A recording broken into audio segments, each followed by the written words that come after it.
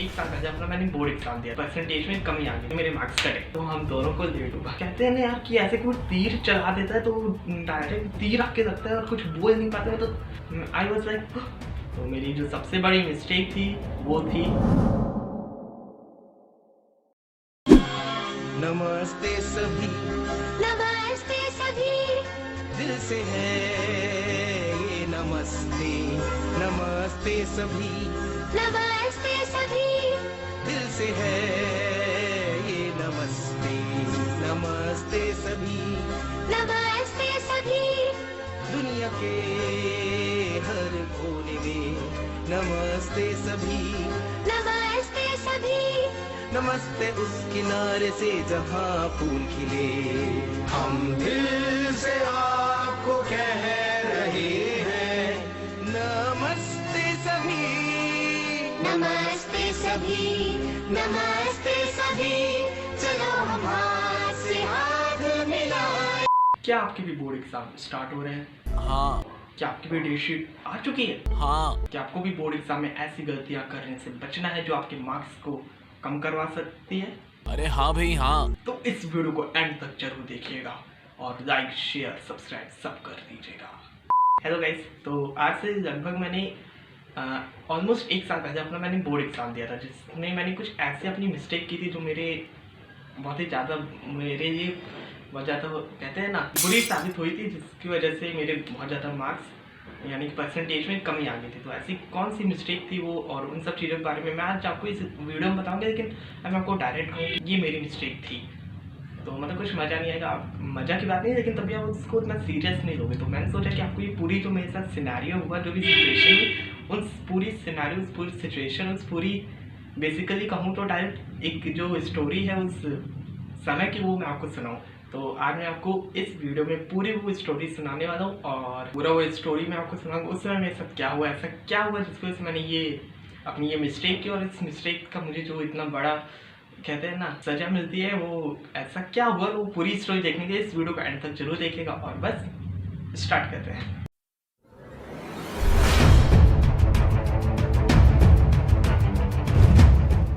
ये वीडियो मैं बहुत ज़्यादा पहले बनाने वाला था, जनवरी में आपकी डेट शीट आ गई, तो मैंने सोचा कि जनवरी में बनाना चाहिए, लेकिन कुछ ऐसी सिचुएशन आ गई जो कि थी कि I'm not interested यार, मुझे सुनना ही नहीं है।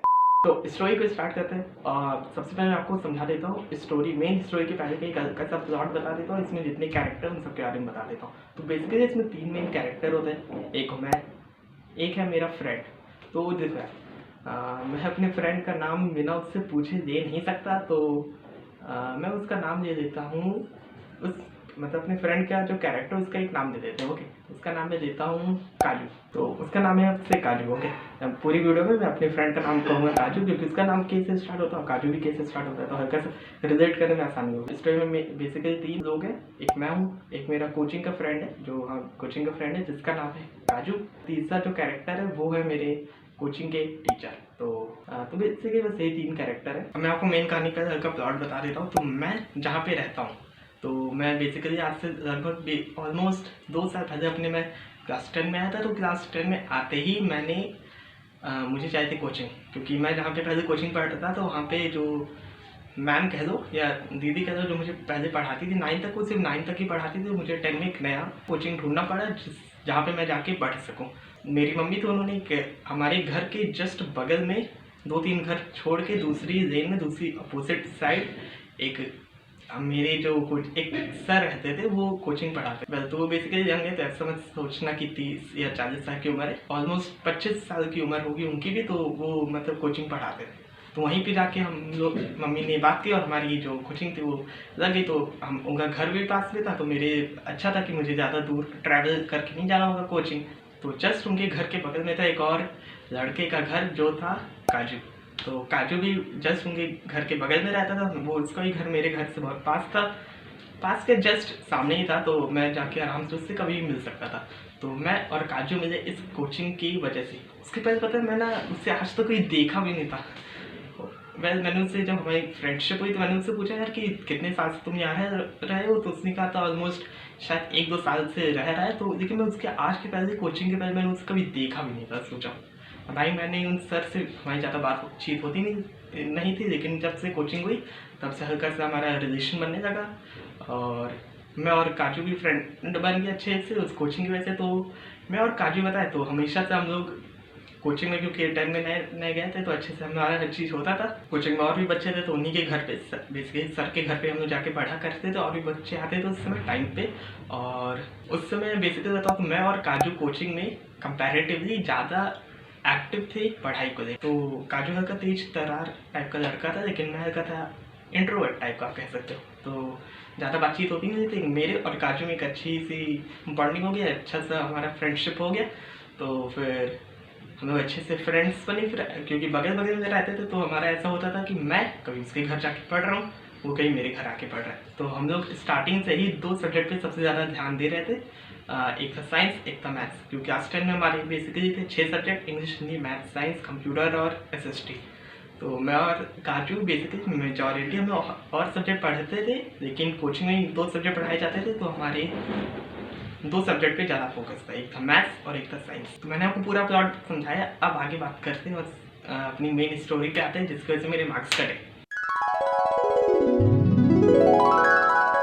तो अगर मैं वापस अपनी स्टोरी पे आऊँ तो देखो पूरा 1 साल निकल चुका है। मैंने ऑलमोस्ट 2 साल पहले कोचिंग में एडमिशन लिया था, 1 साल ऑलमोस्ट निकल चुका है। 1 साल पहले मैं अपना बोर्ड एग्ज़ाम भी दिया था। तो 1 साल बाद ऑलमोस्ट जब हमारे बोर्ड एग्ज़ाम स्टार्ट हुए थे, ये आप देख सकते हैं मैंने अपनी क्लास 10 में बनाया था, क्योंकि जो भी हमारी डेट शीट आई थी तो उसको मैंने पेपर में देख के अपना दीवार से ऐसे चिपका दिया था। तो उसी से मैं आपको हल्का सा रिलेट कर पाऊँगा। तो जैसे था हमारा सबसे पहले एग्ज़ाम था 26 फेब को, तुम लोग जैसा नहीं जो मई में खींच लिया, हमारा फेब में था। ओके, 26 फेब को तो हमारा इंग्लिश में था, वैसे ही Hindi, science, maths, social science और कंप्यूटर। और डेट शीट को देखते ही यार मैंने अपना एक शेड्यूल टाइप का बनाया था कि मैं कैसे अपनी वो पढ़ाई करूँगा, कौन से दिन में क्या क्या करूँगा जब एग्ज़ाम होंगे मेरे। तो ऐसे मैंने एक पूरा शेड्यूल बनाया था। अगर आपको ऐसा कोई शेड्यूल चाहिए तो मुझे कमेंट बॉक्स में बताना, मैं ऐसा आपके लिए भी बना दूँगा। मैंने बनाया था कि कौन सा दिन में मैं बस कितना टाइम बचा है, मैं पूरा एकदम एनालाइज करके बनाया था कौन से दिन में मैं कौन सा सब्जेक्ट पढ़ूंगा। और काजू अगर ये मेरी वीडियो देख रहा है तो उसे अभी पता चला कि मैंने ऐसा कुछ बनाया था। तो मैंने बनाया था कि मेरे को कितना टाइम मिला, मैं कौन से दिन में कैसे पढ़ाई करूँगा। तो मेरे को हर सब्जेक्ट में अच्छे खासे गैप मिले थे, जैसे आप लोग को ही मिले। साइंस और मैथ में सबसे ज़्यादा गैप मिला था 1 हफ्ते का, यानी कि 7 दिन का गैप मिला। तो वही मैथ और सोशल साइंस में 5 दिन का मिला था, सोशल साइंस और हिंदी कंप्यूटर में 1 दिन का गैप मिला था। मेरा कंप्यूटर का एग्ज़ाम कैंसिल हो गया था कोविड की वजह से हमारे।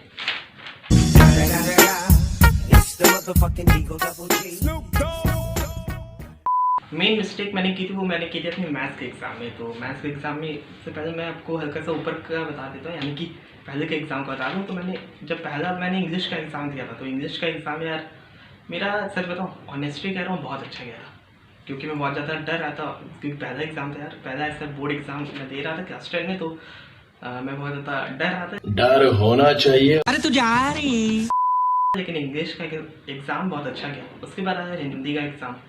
हिंदी के एग्ज़ाम में भी यार कुछ प्रॉब्लम आई थी, लेकिन तभी मैंने हिंदी का एग्ज़ाम भी बहुत अच्छा दिया। उसके बाद मेरे आए साइंस का एग्ज़ाम में, क्योंकि मैं और काफी हमेशा से पढ़ रहे थे, उसको कहीं मैं उसके घर जाके पढ़ रहा हूँ, वो मेरे घर जाके पढ़ रहा है, मेजॉरिटी मैं उसके घर जाके पढ़ता था। तो हम लोग ऐसे ही पढ़ते थे, कोई क्वेश्चन करते थे, और ऐसे कंपटीशन भी हो जाता है ना कि कंपटीशन की फीलिंग आती है कि हम एक दूसरे से कॉम्पीट कर रहे हैं कि कौन सबसे ज़्यादा क्वेश्चन कर देता है, कौन अच्छे से एक दूसरे से समझाता है, समझाने से और अच्छे से याद होता है। तो मैं और काजू ऐसे हम लोग साइंस की हमेशा से तैयारी कर रहे थे। एक बोर्ड एग्जाम का मिलना जुलना बंद हो गया था वैसे ही, लेकिन साइंस में मैंने और काजू ने बहुत अच्छा किया। ऑलमोस्ट ऑनेस्टली कहूँ तो मैंने पूरी कोचिंग में मैं और काजू ने सबसे अच्छा साइंस का पेपर दिया था, और कंपैरेटिवली सबसे ज़्यादा सबको हार्ड लग रहा था। मुझे और काजू को पता नहीं ईजी लग रहा था, क्योंकि शायद हम स्टार्टिंग से पढ़ रहे हैं इसीलिए, लेकिन मेरा और काजू का सबसे अच्छा गया था साइंस का एग्ज़ाम पूरे कोचिंग में। तो साइंस का एग्ज़ाम भी बहुत अच्छा गया। और अगर आपको मैं ये दिखा पा रहा हूँ चैट, तो इससे मैंने जैसे लिखा है, तो जब भी मैं एग्ज़ाम दे के आता था तो मैं अपने सर को मैसेज करता था कि आज का पेपर कैसा गया। तो जब मेरा साइंस का पेपर था तब मैंने ये मैसेज किया था, सर आज का पेपर भी अच्छा गया, यानी कि भी का मतलब ये है कि मेरा हिंदी और इंग्लिश भी अच्छा गया था, इसीलिए। फिर सर मैंने पूछा आप कोचिंग है, उसका कोई रिप्लाई नहीं आया। फिर सर ने कहा कितने आ जाएंगे, तो मैंने कहा सर 70+ की उम्मीद है आउट ऑफ 80। तो सर ने वही उसके बाद कहा था कि बहुत अच्छा है, आज रेस्ट करो, आप कोई कोचिंग नहीं होगी तो आज आराम करो। क्योंकि उसके बाद 1 हफ्ते का टाइम था मैथ्स के लिए। अब यही 1 हफ्ते मुझे ले डूबे। अब यहाँ पे आती है मेन बात, मैंने और काजू ने स्टार्टिंग से साइंस और मैथ्स पे पूरा ध्यान दिया। साइंस हम लोग और अच्छा कर जा रहे थे, मतलब पढ़ाई और अच्छे से होती जा रही थी, लेकिन एग्ज़ाम भी हमारा उतना अच्छा क्यों, इनफैक्ट कोचिंग में ही सबसे ज़्यादा हमारा मतलब बहुत अच्छा गया था। कोचिंग में ही सबसे अच्छा एग्ज़ाम हम लोग का ही गया था। तो पहले था कॉन्फिडेंस, फिर आया और कॉन्फिडेंस, फिर आया और कॉन्फिडेंस, फिर फाइनली आया ओवर कॉन्फिडेंस। तो ये जो ओवर कॉन्फिडेंस था वो हम दोनों को ले डूबा। पता है कैसे? बेसिकली मैं और काजू ओवर कॉन्फिडेंस के चक्कर में 7 दिन, मेरे को उसका नहीं पता, लेकिन अगर मैं अंदाजा लगाऊँ तो उसने भी नहीं पढ़ा होगा। मैंने और काजू ने, क्योंकि मैंने बिल्कुल नहीं पढ़ा था इन 7 दिन, क्योंकि साइंस और मैथ्स में 7 दिन का गैप था। तो मैंने और काजू ने बिल्कुल भी मैथ्स को छुआ नहीं। और एग्ज़ाम के 1 दिन पहले यार, अच्छा यार कल तो मैथ्स का एग्ज़ाम है। फिर मैं और काजू बैठे, मतलब वो अपने घर में बैठा, मैं अपने घर पे। तो हम लोग स्टार्टिंग से फिर स्टार्ट किए पढ़ना, एकदम रिवीजन करने। स्टार्टिंग से हम सब कुछ पढ़ रहे थे कि एक रात पहले याद है यार कल तो एग्ज़ाम है। और फिर हम लोग पूरा फॉर्मूले याद कर रहे हैं, क्वेश्चन करे जा रहे हैं, ये करें वो करें। कितने सारे क्वेश्चन हमसे हो भी नहीं रहे थे जो हम लोग स्टार्टिंग से प्रैक्टिस करते आ रहे हैं, लेकिन 1 दिन पहले सब लेट होगा। मतलब ये 7 दिन हम लोग को लेट हो गए थे। और स्टार्टिंग से अगर मैं आपको बताऊँ तो मैंने सोचा था कि एक प्रॉपर मैंने रूटीन बनाया था कि एग्ज़ाम के पहले मैं ये करूँगा, यानी कि रात में जल्दी सोना है, सुबह जल्दी उठना है। फिर सुबह उठने के बाद मैंने कुछ अपना रूटीन बनाया था जो मेरे लिटरली बहुत ज़्यादा प्रोडक्टिव मेरे लिए हो रहे थे, क्योंकि उसने मेरी बहुत हेल्प की। तो अगर आपको ऐसा वो रूटीन जानना है तो आप मुझे कमेंट बॉक्स में बताना। हम लोग पूरा पढ़े जा रहे, जितना भी हो सकता है उतना पढ़े जा रहे, लेकिन कुछ दिमाग में जा नहीं रहा है। और रात में मैं बहुत ज़्यादा देर से सोया, तो अगले दिन का मेरा पूरा रूटीन बिगड़ गया। रूटीन बिगड़ा तो मैं जो एग्ज़ाम सेंटर भी था पहले टाइम पे जाता था, लेकिन उसी दिन मैं लेट से भी गया। ये बताओ, वो कहते हैं ना सोने पे सुहागा, गरीबी में आटा कीला होना, वैसा ही कुछ सिचुएशन मेरे साथ हुई। मतलब और मुझे लेट होगा, देर से गया तो घर का टेंशन भी था, टेंशन होने के साथ साथ घर का देर से गया तो शायद पेपर भी बढ़ चुके थे, यानी बहुत सारी ऐसी सिचुएशन हुई जिससे मेरा और मुझे लेट होगा। तो बेसिकली जब मैं एग्ज़ाम दे के आया तो आई कांट टेल यू, मेरा इतना घटिया एग्ज़ाम गया, इतना घटिया एग्ज़ाम गया। आते हुए क्वेश्चन सबसे पहले मैंने छोड़े, और जैसे ग्राफ बनाने होते हैं वो मैथ्स में, तो वो मैंने ग्राफ, पता है आते हुए क्वेश्चन को मैंने गलत किया। इतनी सीधी मिस्टेक की है, मुझे आज भी अपने ऊपर इतना मतलब क्या बताऊँ गुस्सा आता है। ऐसे ऐसे सीधी मिस्टेक आते हुए क्वेश्चन मैंने नहीं किए, आते हुए क्वेश्चन मैंने छोड़े, सीधी मिस्टेक किए, कहीं पे शायद मैंने यूनिट नहीं लगाया, बहुत सारे ऐसे सीधी मिस्टेक की। और मतलब एक तो जल्दी था पेपर, और ऊपर से मैंने अच्छे से पढ़ा ही नहीं था, तो मेरे बहुत सारे क्वेश्चन छूट गए। और मैंने जो ग्राफ जैसे बनाने होते हैं, तो ग्राफ भी मैंने जो बनाना था, मतलब 2 टाइप के ग्राफ होते थे, मुझे एग्जैक्टली क्वेश्चन भी याद नहीं है, लेकिन 2 तरह के उसमें ग्राफ बनते थे। तो जो बनाना था वो नहीं बनाया, जो नहीं बनाना था वो बनाया। तो बताओ और क्या बताएं। तो मतलब इतना घटिया एग्ज़ाम गया। तो अब मैं वापस आया एग्ज़ाम दे के, तो पेपर मैं दे के आया था, पापा मुझे लेने आए थे गाड़ी से। तो मैंने पापा कहा पापा आज का एग्ज़ाम उतना अच्छा नहीं गया। तो पापा ने कहा था ठीक है कोई नहीं, क्योंकि बाकी एग्ज़ाम मेरे अच्छे गए थे, एक एग्ज़ाम ख़राब गया था। लेकिन मेरे को अंदर से दुख था यार कि मैंने कितनी सीधी मिस्टेक की, मुझे अभी पता चल रहा है। और मैं हमेशा से जहाँ पे बैठता था, जैसे मैं इंग्लिश, हिंदी और साइंस में मैं जहाँ पे बैठता था मेरी एक ही सीट सेम, लेकिन पता नहीं मैथ्स में क्योंकि हमारे स्टैंडर्ड और बेसिक 2 टाइप का था, तो इसकी वजह से हमारी सीट भी चेंज हो गई। तो मुझे लगा जो मेरे ये लकी सीट थी वो भी मेरे हाथ से चली गई। मतलब बहुत सारी ऐसी सिचुएशन हुई जिससे मेरा एग्ज़ाम लेट हुआ। और लेकिन हालांकि मैं पास हो गया, लेकिन कंपैरेटिवली बहुत कम नंबर है। और जब मैं एग्ज़ाम दे के आया, मैंने सबसे पहले सर को कहा सर आज का पेपर बहुत लेंथी था। सर ने कहा कैसा गया है? मैंने कहा 65+ आउट ऑफ 80। सर का मैसेज आया बस। बस और एक वो एंट्री वाली इमोजी उन्होंने बना के भेजी। और मैं कहते हैं ना यार कि ऐसे कोई तीर चला देता है तो डायरेक्ट तीर आके लगता है और कुछ बोल नहीं पाते। तो मेरे साथ ऐसे सिचुएशन हो गया, ऐसा मैं फंस गया था उसमें, मैं बोलूँ क्या? आई वॉज लाइक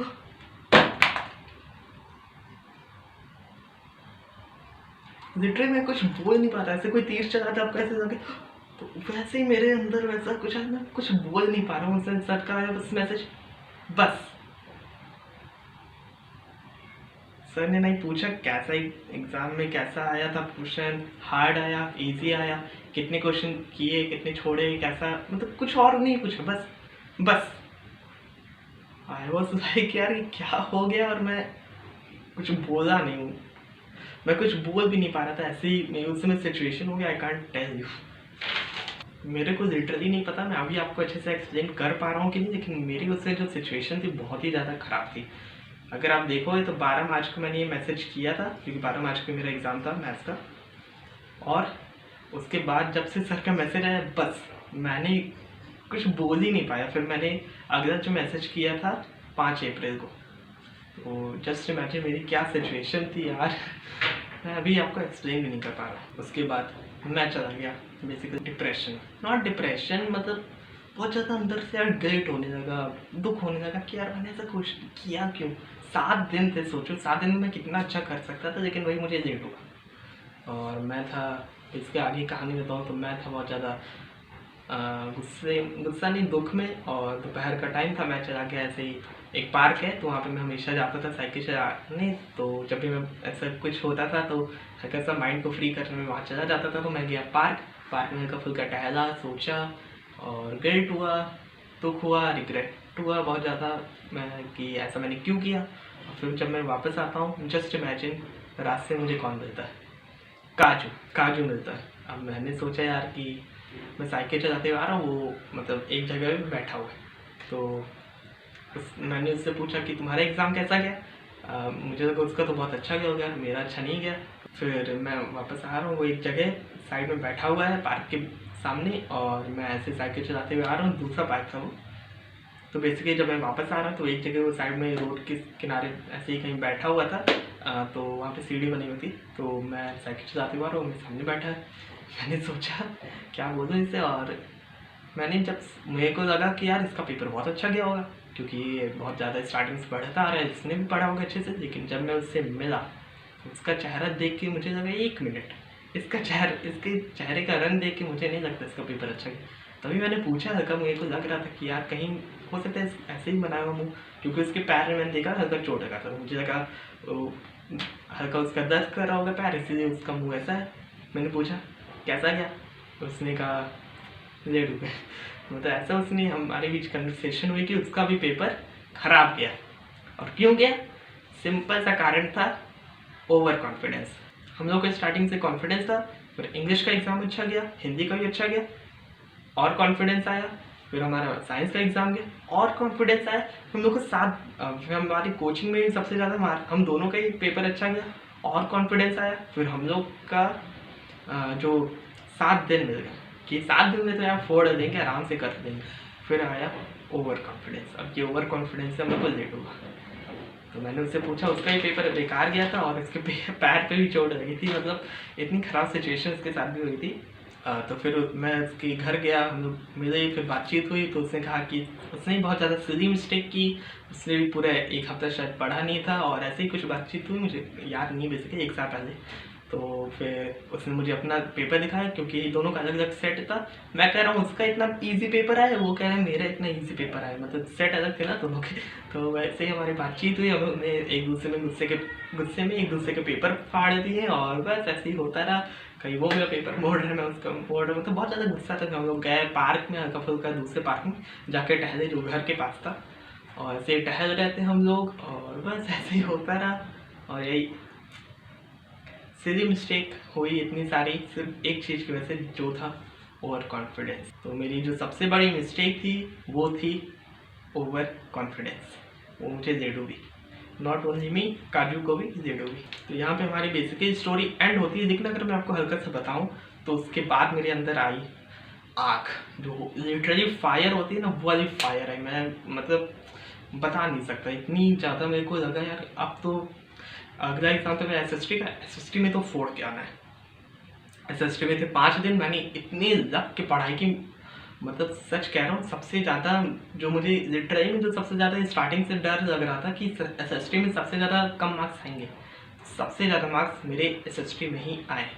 इतनी ज़्यादा मैंने लग के पढ़ाई की। जो मेरे सर थे, हम लोग बेसिकली हमारे जो कोचिंग वाले टीचर थे, उन्होंने कुछ पेपर भी लाए थे, जिससे हम मतलब जो बोर्ड की कॉपी के ऑलमोस्ट साइज़ के थे, तो उस पर अगर हम प्रैक्टिस करेंगे तो और अच्छे से होगा। तो वो वाले पेपर मैंने सर से जाके दिए कि सर मेरे को प्रैक्टिस करना दे दीजिए। हालांकि व्हाट्सएप बात नहीं है, डायरेक्ट उनके घर जाके बात किया। और मतलब ये तो कहते हैं ना, जो लग के पढ़ाई होती है वो 5 दिन में मैंने की। मैं क्योंकि यार बहुत ज़्यादा गुस्सा आ रहा था, रिग्रेट हो रहा था, गिल्ट आ रहा था कि मतलब ऐसा मैंने क्यों किया। SST के एग्ज़ाम में मैं लिटरली में 4 के आया। SST का एग्ज़ाम भी मेरा सबसे अच्छा गया। तो अगर मैं आपको दिखा पा रहा हूँ तो मेरे इंग्लिश में आए थे 80 में से 68, और अगर मैं आपको बताऊँ हिंदी में तो 80 में आए थे 60, मैथमेटिक्स में आए थे 80 में 64। इंग्लिश और हिंदी यार मेरी ठीक गई थी, लेकिन तब भी मेरे को लगता है राइटिंग के नंबर कटे मेरे इसमें। राइटिंग वैसे इंडायरेक्टिव कटते थे, लेकिन हो सकता है कुछ मिस्टेक हो गई हो, उतना ज़्यादा मैं कॉन्फिडेंट नहीं था, लेकिन तब भी ठीक आए थे मेरे लिए। मैथ्स में आप देख सकते हो मेरी ऑलमोस्ट पता है मैथ्स का इतना ईजी एग्ज़ाम आए थे, लेकिन तब भी मेरे 64 आए थे। क्या बताऊँ। और फिर मेरे साइंस में आए थे 68 आए थे यार। मेरे को इसका रीचेकिंग करवाना था, लेकिन कुछ ऐसी सिचुएशन आ गई मैं नहीं करवा पाया। और अगर मैं आपको बताऊँ सोशल साइंस में तो देख लो 80 में से आए थे 75, यानी कि सबसे ज़्यादा मेरे इसी में आए थे। और कंप्यूटर में तो मैं बताऊँ तो ऑनेस्टली 30 में आए थे 26। ये हमारे इंटरनल असेसमेंट पे दिया गया था। तो यार बस सिंपल था हमारा 89, अगर आउट ऑफ 100 आप देख सकते हो मेरे स्क्रीन पे, मैं ज़्यादा बताऊँगा नहीं। तो ऐसे ही मेरी एक मिस्टेक हुई यार जो मैंने क्लास 10 में अपनी करी, जिससे मेरे लिटरली ऑनेस्टली कहूँ तो मैंने 95 प्लस की उम्मीद की थी, लेकिन मेरे आए थे 89.7%। अगर काजू मेरी इस वीडियो देख रहा है मैं उसको यही कहना चाहूँगा, हाँ भाई,